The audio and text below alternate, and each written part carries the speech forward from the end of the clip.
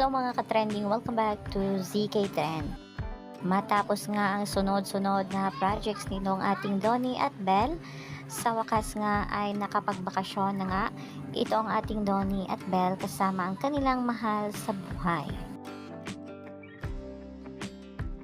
Si Donnie nga ay spotted na nasa Munich, Germany kasama nga ang kanyang mamo at dada. Makikita nga dito na nag-post nga itong si Donnie sa kanyang Instagram account na kung saan tila ay masaya si Donnie na muling nakasama ang kanyang grandparents.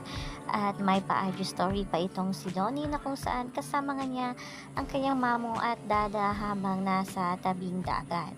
Kaagad nga pinusuan ng napakaraming bula ang naturang post na ito ni Donnie at talaga namang ninja itong ating Donnie at walang nakakaalam nga sa pagpunta niya sa Germany. At ang mamo na ito ni Donnie ay talaga namang close kay Belle at rinid pa si Belle ng happiest birthday noong kaarawan nito.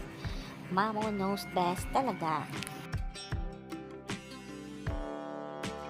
Itong ating Belle naman ay tila nasa Hong Kong. Makikita dito na nag-IG story ang kapatid ni Belle na si Nayla na kung saan nga ay nasa Hong Kong ang family nito.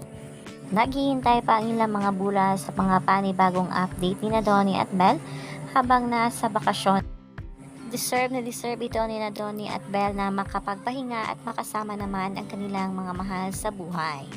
Yan lang muna ang pa-update natin ngayon mga kababs. Hanggang dito na lang. Maraming salamat sa inyong panonood.